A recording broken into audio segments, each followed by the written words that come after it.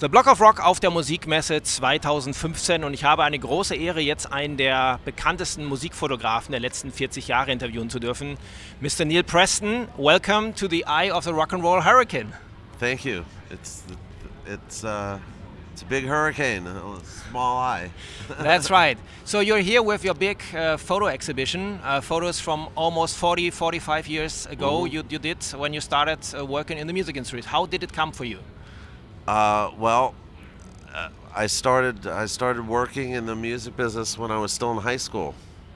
I was just a baby, not that high, and I used to take my camera to rock and roll concerts when I was a teenager, and no iPhone, just a regular camera at that time. No iPhones. No, they had only just invented phones, and. I used to take my cameras to rock and roll concerts and sneak up to the front and take some pictures, and which you can't really do now. And I showed my pictures to different people and started getting into concerts for free, and it goes very quickly. Next thing you know, here I am. So which was the first, let's say, bigger artist you work with?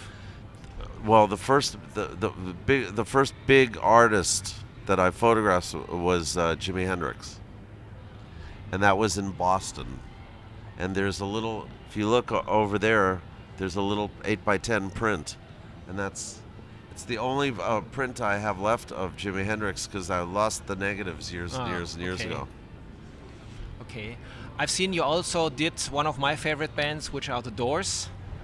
Yeah. So where was this session being The Doors played at Madison Square Garden in New York City, and I think I photographed them twice, two different concerts in Madison Square Garden. It's really amazing. I've been here on Tuesday when you had the opening of your exhibition, and it was really nice to walk through. You have a little earphone and you can hear the stories behind the pictures. Yes. And there were actually some pictures which really came to my mind, which were really extraordinary. And one is the Who picture from '76. Yeah, that's the cover of our book. Yeah. Yeah, that night, that was a really, really great concert, and I was in the pit, the area right in front of the stage, shooting pictures, and apparently the speakers, the audio speakers that are in the front so that the band can hear what the vocals are, those speakers were cutting out on and off. And Roger Daltrey thought that it was my fault that I was stepping on cables. So when he'd swing the microphone, it would come, I noticed it was coming closer and closer to my head.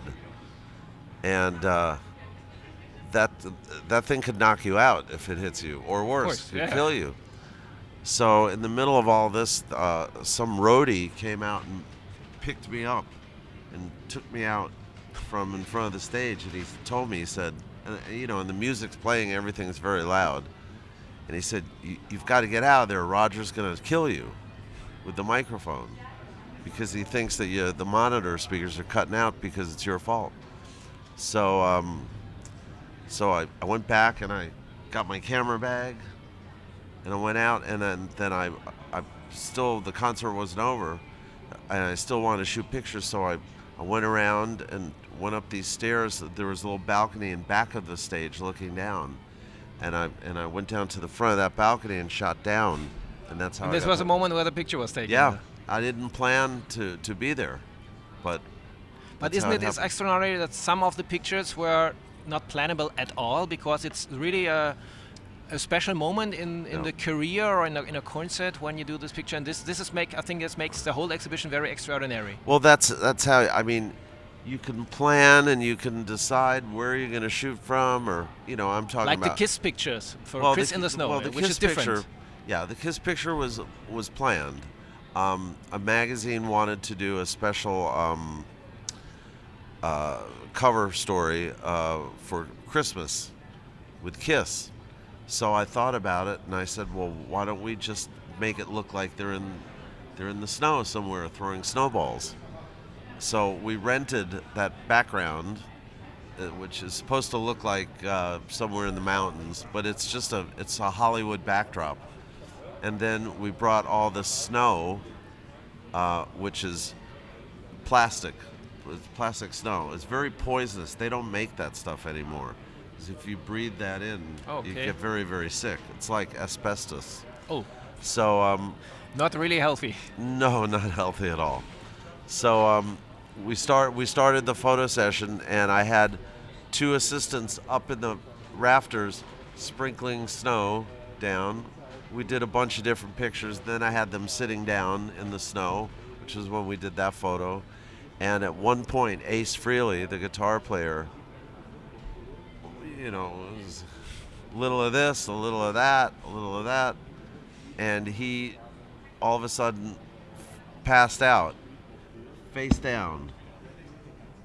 In the snow? Right into the snow. Oh. And then started breathing it and started coughing terribly.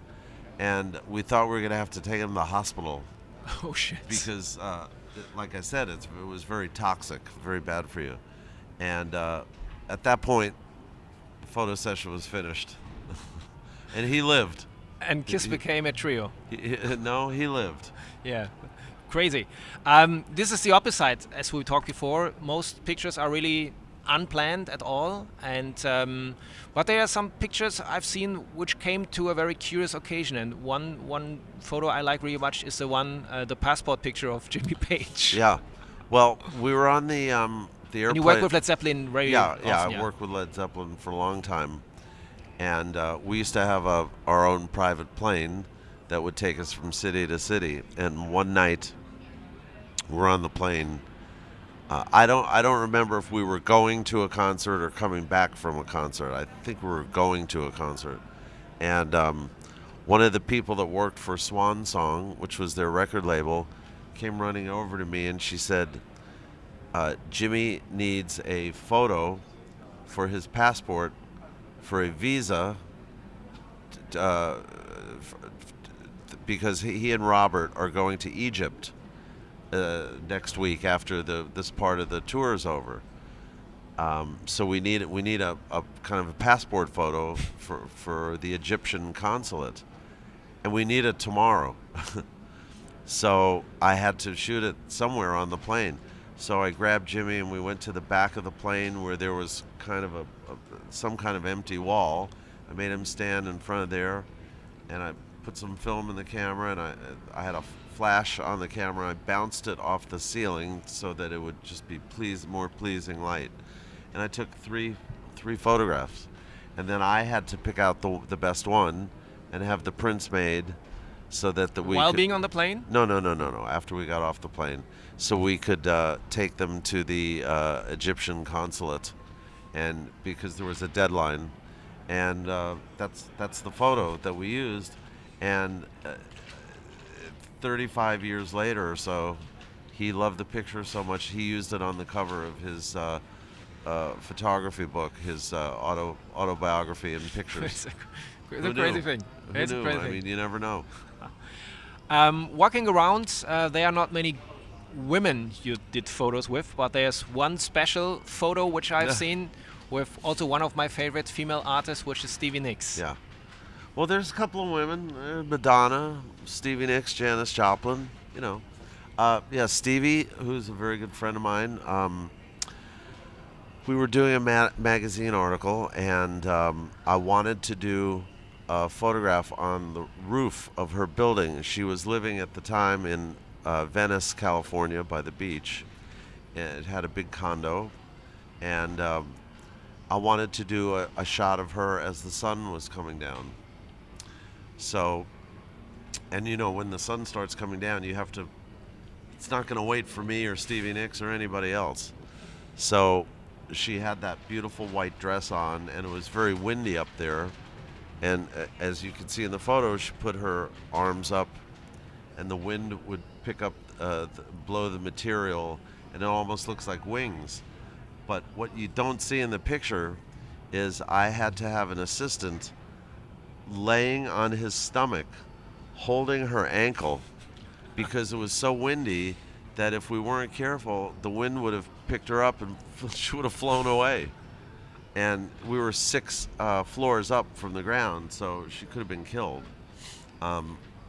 That's why in that photo you can't see her feet, because you would have seen a hand coming in holding her ankle. But it picture turned out great. Yeah, it's great. I think you do what you have to do to get the photo done. Yes, yeah, of course. I think we could talk for hours to go through all the individual pictures. There's also a picture with Dave Gilmour wearing a coat which you brought to him. Yeah.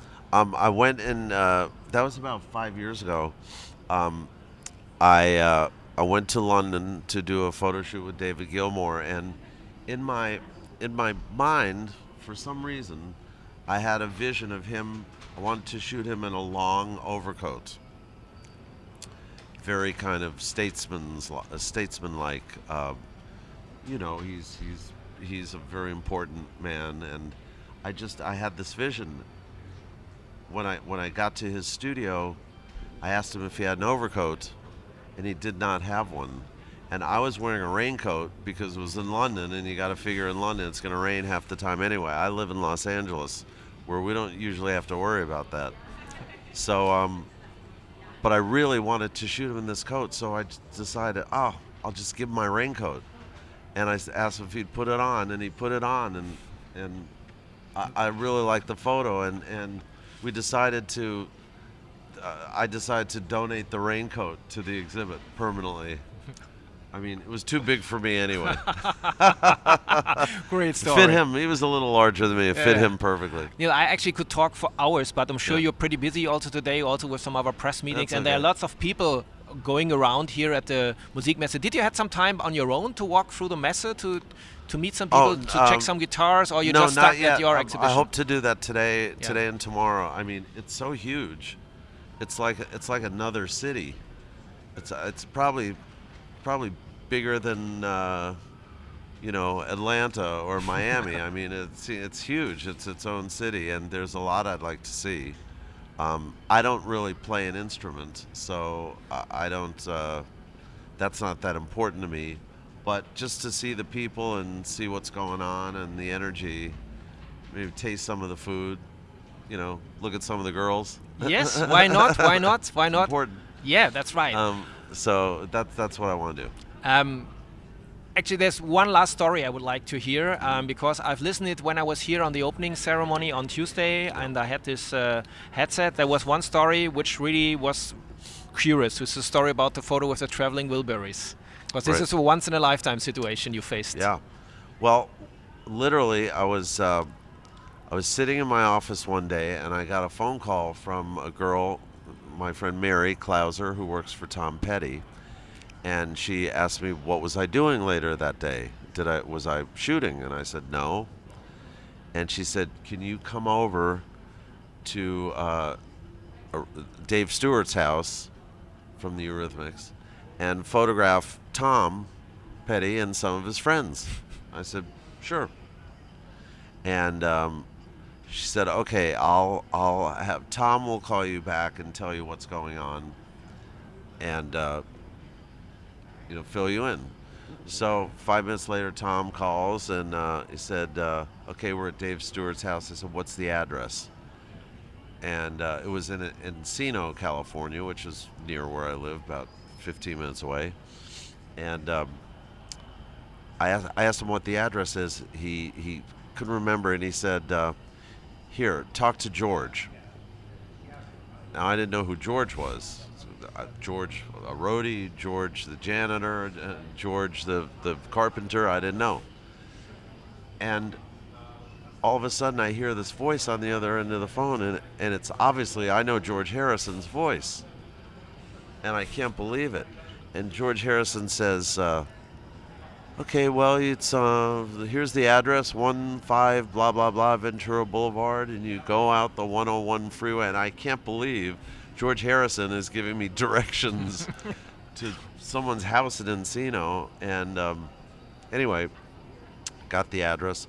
I called one of my photo assistants, threw some cameras in the truck, and drove out to what was Dave Stewart's house, who had a recording studio in the house. it turned out that the only people there were me and my assistant, George Harrison, Jeff Lynne, Tom Petty, Bob Dylan, and Roy Orbison. And I think there was one roadie, but no managers, no publicity people, no minders, no roadies other than this one guy, no Dave Stewart, nobody. And we just shot some quick pictures just so they could have something of the five of them. And what happened was, shortly thereafter, Roy Orbison passed away, maybe 3 or 4 months, I don't recall. And those turned out to be the last photos of the five of them. But I mean, that would never happen these days. Crazy story. To go there with, you know, no. Now these days you'd have 15 managers and, you know, sign this and sign that. Of course, yeah. Of course. Not necessary. And of course, I think there are also more photographers nowadays since the technique developed, and lots of people like me, you know, having a camera, just putting it on a tripod and then shoot a video or photos. Well, does it make your work easier for yourself with the new camera equipment, or make it's more stressful since you have many competitors nowadays? Well, the camera equipment is one question. The amount of people is another question. So it's two different things. I don't care how many photographers there are. I mean, I had to start somewhere. You had to start somewhere. They have to start somewhere. The equipment is another question. I do not care for digital equipment. It's a tool that you use when you need it. I prefer to shoot film whenever possible. However, I have to shoot digitally sometimes. It depends on the job, depends on the client. I usually shoot digital, and I will also back it up with some film, or I usually shoot film and we'll back it up with some digital. Yeah, okay. But generally, if it's up to me, and it's usually a question of deadlines, but if it's my decision, I'll shoot film. I like the way it looks better. And then the cameras have too many, digital cameras, so many bells and whistles and things to change. I know. I only need a camera. I don't need to control the space shuttle, okay? I know what you're talking about perfectly. Yeah, exactly. I don't know how to handle this camera, but I'm sure somehow people will understand what we're doing here. Yes. How is your daily life today work? You still work with Cameron Crowe on movies? I work with my best friend Cameron Crowe and do the still photos on his movies. I still work with Queen, who just has been touring with Adam Lambert as the singer. Brian is a dear friend of mine. Both Brian and Roger are dear friends of mine. I've been working with them since 1976, which is amazing because I'm only 23 years old. I still work with Stevie and Fleetwood Mac, and I have very full days. I still shoot. I shoot a lot of glamour photography, women, all kinds of things, and plus the exhibition prints that we do and the gallery shows that we put on take up a lot not So this is actually not a one-time thing. So this is a concept which is this particular one is not a one-time thing, but this is by far the largest. Yeah. Okay. And this is in conjunction with Lightpower. As part of the Lightpower Collection. I do small gallery shows at different galleries in the United States that sell my work, but we have a lot of great stuff planned for the next year or two. Really great stuff, so stay tuned. I'm looking forward. Neil, it was a big pleasure talking to you. Thank you very much. I hope you're going to enjoy the Musikmesse as well. There are some other great artists coming here. I've heard Tony Iommi is coming tomorrow to Messe. That's what I hear. And he used to maybe he's showing... Tony used to date one of my old girlfriends. So I'm going to have to pull him backstage and talk to him about it. We will see. Neil, thank you very much. Pleasure talking to you. Thank you. Das war Neil Preston hier bei The Block of Rock in the Eye of the Rock and Roll Hurricane. That's right. Yeah.